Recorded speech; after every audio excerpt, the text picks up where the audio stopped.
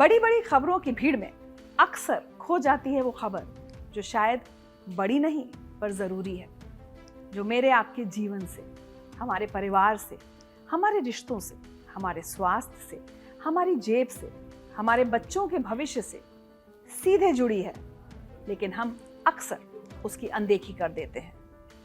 अनकही रह जाती है जो खबर, वही आपको बताने की जिम्मेदारी उठा रही हूं मैं। नमस्कार, मैं हूं ऋचा अनिरुद्ध और आप देख रहे हैं खबरें अनकही। सबसे पहले दिन की 3 बड़ी खबरें। पंजाब के सभी 23 जिलों में बाढ़ के गंभीर हालात। मान सरकार ने राज्य को आपदा प्रभावित घोषित किया। हिमाचल प्रदेश, उत्तराखंड और जम्मू कश्मीर में भी कई जगह लैंडस्लाइड से बिगड़े हालात।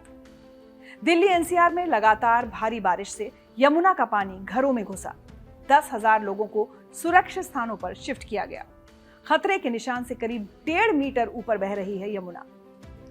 चीन ने विक्ट्री डे परेड में दुनिया को दिखाई अपनी ताकत। अमेरिका तक मार करने वाली मिसाइलें दिखाई। माओ जैसी ड्रेस में पहुंचे राष्ट्रपति जिनपिंग। कहा, हम डरते नहीं, आगे बढ़ते हैं। और अब खबरें अनकही। आज मैं आपको बताऊंगी, पूरे देश में बारिश का कहर है। गांव, कस्बे, खेत, खलिहान, महानगर तक पानी के सामने बेबस हैं। पंजाब के 12 जिलों में बाढ़ से 30 लोगों की मौत हो चुकी है और मिलेनियम सिटी, जहां 150 करोड़ तक के फ्लैट्स हैं, वहां भी पानी का अंबार है। आखिर ऐसा क्यों हो रहा है? हर बारिश में क्यों सरेंडर कर जाते हैं हमारे शहर? इस पर एक खास रिपोर्ट देखिए मेरे साथ। क्या आप जानते हैं, भारत के सबसे अमीर म्युनिसिपल कॉर्पोरेशन बीएमसी का इस साल का बजट है लगभग 74,000 करोड़ रुपए, लेकिन मुंबई हर साल डूब जाती है। मुंबई, जहां दुनिया के लगभग 92 अरबपति रहते हैं, वो एक बारिश में रेंगने और डूबने लगती है। आखिर मुंबई के हालात कैसे सुधरेंगे, या फिर ऐसे ही साल दर साल चलता रहेगा? साथ ही हम बात करेंगे आज इंस्टा रील की दीवानगी की। क्यों बन रही है हादसों की वजह रील्स? मशहूर होने का फितूर जान से ज्यादा भारी क्यों पड़ रहा है? हर दिन सड़क, रेल और बाइक पर कोई ना कोई हादसा कैमरे में कैद होता है, लेकिन सबक कोई लेता क्यों नहीं? सवाल बड़ा है। रील का जुनून है या कोई केमिकल लोचा है दिमाग में? मेरे साथ देखिए ऐसी रिपोर्ट जो आपके लिए जानना बेहद जरूरी है। साथ ही आज एक ऐसी खबर जो हर भारतीय के लिए देखना जरूरी है। हम आपको दिखाएंगे कैसे भारत ग्लोबल पावर शिफ्ट का असली कैटलिस्ट बन रहा है। भारत से हजारों किलोमीटर दूर चीन के एससीओ समिट में 20 से ज्यादा देशों के नेता शामिल हुए, लेकिन सबकी नजरें 3 नेताओं पर थी, मोदी, पुतिन और जिनपिंग। ये मुलाकात ऐसे समय में हुई जब विश्व पर अमेरिका और यूरोप की पकड़ ढीली पड़ रही है और एशिया की ताकत लगातार बढ़ रही है। और भारत इस नए ऑर्डर का लीडर बन रहा है। तो चलिए अब देखें खबरें विस्तार में। पूरे देश में मॉनसून की मार है। पहाड़ों से मैदान तक लगातार बारिश हो रही है, लेकिन सवाल यह है कि हर साल बारिश होती है तो इसके सामने महानगर घुटने क्यों टेक देते हैं? मैं इसलिए कह रही हूं कि आप ये 2 तस्वीरें देखिए। एक पंजाब की है, दूसरी गुरुग्राम की। दोनों पानी में डूबे। कुदरत के आगे पूरा सिस्टम सरेंडर कर चुका है। पंजाब में सैकड़ों मवेशी पानी में बह रहे हैं, तो गुरुग्राम में लग्जरी गाड़ियां पानी में तैर रही हैं और अरबों के फ्लैट में रहने वाले लोग घर से निकल नहीं पा रहे हैं। पहले बात पंजाब की, जहां की स्थिति वाकई चिंताजनक है। पंजाब के 23 में से 12 जिले बाढ़ से बुरी तरह प्रभावित हुए हैं। बाढ़ से अब तक लगभग 30 लोगों के मारे जाने की खबर है। इससे करीब 15 लाख लोग प्रभावित हुए हैं और करीब 3 लाख लोगों को सुरक्षित जगहों पर शिफ्ट किया जा चुका है। बाढ़ की वजह से पंजाब की खेती पर भी असर पड़ा है। खेती की करीब 3 लाख एकड़ की जमीन प्रभावित हुई है, जिससे धान, कपास और मक्का की फसल पूरी तरह से बर्बाद हो गई है। हालात इतने खराब हो चुके हैं कि राज्य की मान सरकार ने पूरे राज्य को आपदा प्रभावित घोषित कर दिया है। पंजाब में बाढ़ की भयावहता को देखते हुए राज्य सरकार ने सभी स्कूलों को 7 सितंबर तक बंद कर दिया है। स्थिति को देखकर पंजाब की मान सरकार ने हाथ खड़े कर दिए हैं, लेकिन सच्चाई कुछ और ही है। पंजाब की हालत हुई क्यों? इसकी इनसाइड स्टोरी समझने के लिए आपको कुछ दिन पीछे चलना होगा। सिर्फ 17 दिन, इतना ही वक्त था पंजाब सरकार के पास मॉनसून की तैयारी के लिए। 5 जून को बाढ़ तैयारी की पहली मीटिंग हुई और 22 जून को दक्षिण पश्चिम मानसून ने दस्तक दे दी। ये मीटिंग फरवरी में होनी चाहिए थी। नतीजा हुआ कि सतलज, ब्यास, रावी और घग्गर चारों नदियां उफान पर, 1100 से ज्यादा गांव पानी में डूबे और 12,000 से ज्यादा लोग बेघर हो गए। सवाल यह है कि 2023 की तबाही के बाद भी शुरुआती चेतावनियों को क्यों नजरअंदाज किया गया? क्यों बाढ़ से निपटने की तैयारी इतनी देर से शुरू की गई? एक अंग्रेजी अखबार की रिपोर्ट में दावा है कि मान सरकार ने 117 करोड़ रुपए जारी किए थे 23 जिलों में 2800 किलोमीटर धुस्सी बांध और नालों की सफाई के लिए, लेकिन टाइमलाइन ही गड़बड़ थी।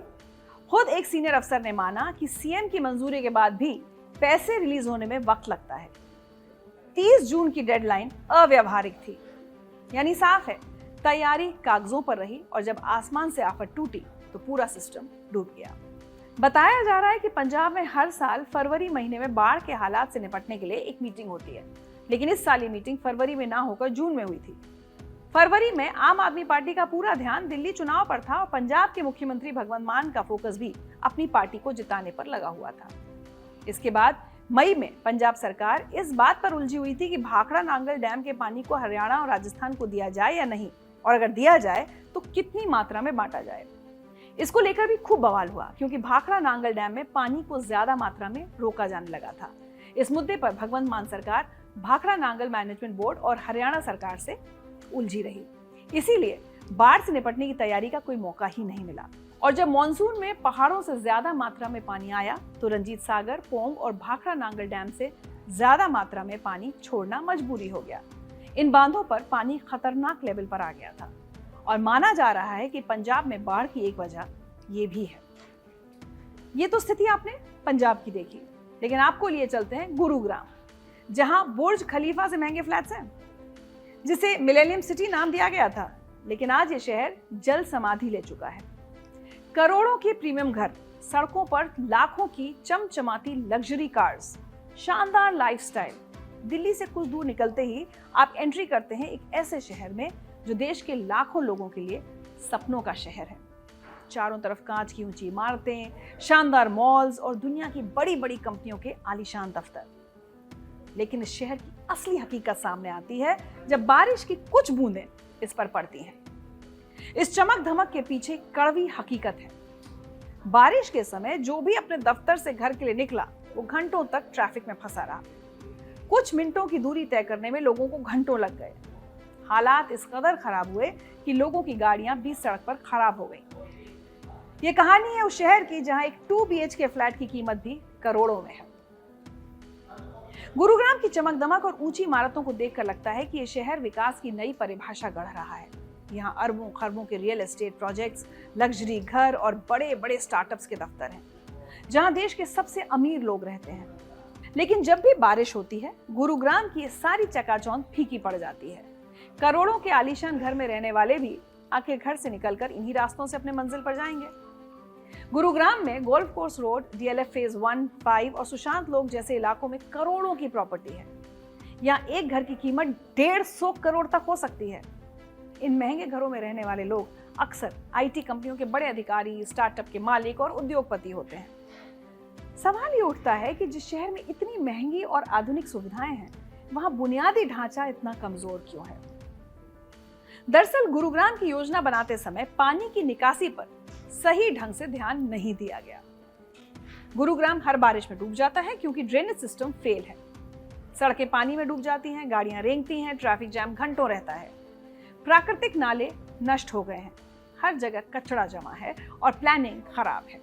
सरकार पंप लगाती है लेकिन मजबूत ड्रेनेज और जलाशयों की जरूरत है। गुरुग्राम में औसतन सिर्फ 600 मिलीमीटर बारिश होती है, जो कोच्चि जैसे शहरों की 3000 मिलीमीटर बारिश से बहुत कम है। फिर भी यहाँ थोड़ी सी बारिश में बाढ़ आ जाती है। बारिश के दिनों में गुरुग्राम में 5 से 10 किलोमीटर के सफर में घंटों लग जाते हैं। ये और किसी वजह से नहीं, बस शहर की खराब प्लानिंग की वजह से है। सरसों के खेतों पर हाई राइज और हाईवे बन गए, लेकिन रोड्स में सही ढलान नहीं रखा गया। अरावली पहाड़ियों से पानी उत्तर की ओर बहता है, लेकिन प्राकृतिक नालों को नष्ट कर दिया गया। पहले यहाँ 60 नेचुरल कैनाल थे, अब सिर्फ 4 बचे हैं। एक रिपोर्ट के मुताबिक प्राइवेट रियल एस्टेट कंपनियों ने गुरुग्राम में 52 गांव खरीदे, लेकिन ओवरसाइट की कमी से ड्रेनेज इग्नोर हो गया, टोपोग्राफी को इग्नोर किया गया और इसका नतीजा हम और आप देख ही रहे हैं। अब तो यहाँ जल भराव, ट्रैफिक जैम आम बात हो गई है। जिस शहर में रहना और नौकरी करना लोगों का ख्वाब होता था, वहां अब सफर करना एक डरावने सपने की तरह हो गया है।